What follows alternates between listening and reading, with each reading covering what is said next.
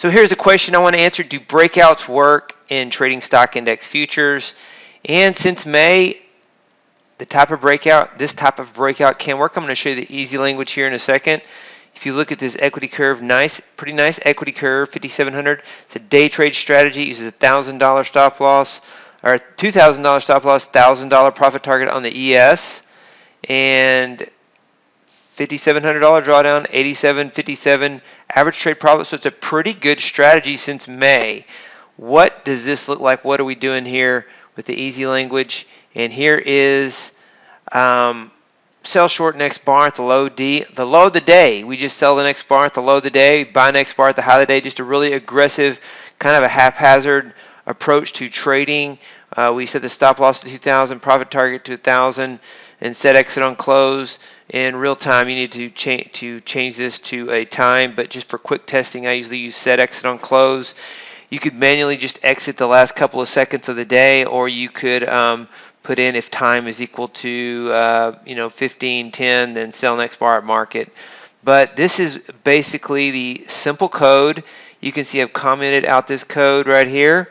What happens if we don't, like for example, you'll see here shorting right here at the open of the next day, because the last time of the day is 15:15 on Central Standard Time, exchange time. And so if you say if it's not the last bar of the day, we don't take the trade on the very open of the next day, just with whatever happens. So we're gonna do this here. We're going to just add that one rule. A little bit nicer equity curve. So the last 97 go up $10. Your drawdown goes down about $700. Your equity curve looks a little bit better. Here are the monthly returns on that. It's very aggressive. This doesn't include slippage and commission, but you have $97 average trade profit. So this is just a basic strategy to answer the question, do breakouts work? And there are time periods when it can. If you test this back further, it will degrade. It's not as good, but you know, the mindset now is that this is a very choppy market, so it seems like it's selling short at the high and buying at the low is a good approach.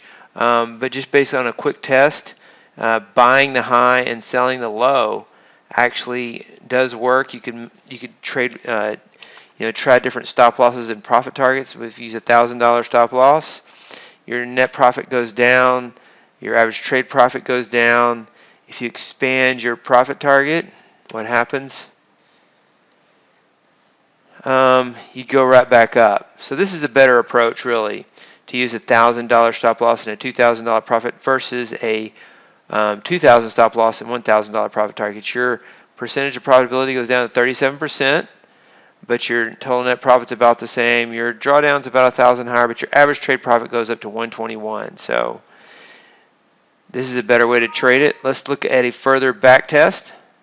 If we go back 2 years, you can see what this would have done. Not a very good strategy. Not something that you'd want to trade it with real money.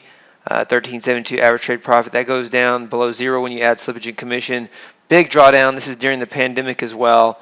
But this is one way to get started in trading. Understanding easy language code. I wanted to make this video to share with you how easy it is to test an idea in Tradestation to see if it's just a simple concept works before you further develop it. And so this is how you do it. This is what the code looks like. Very simple, really just 7 lines of code. Or if you remove the time setups, it could easily be just 5 lines of code.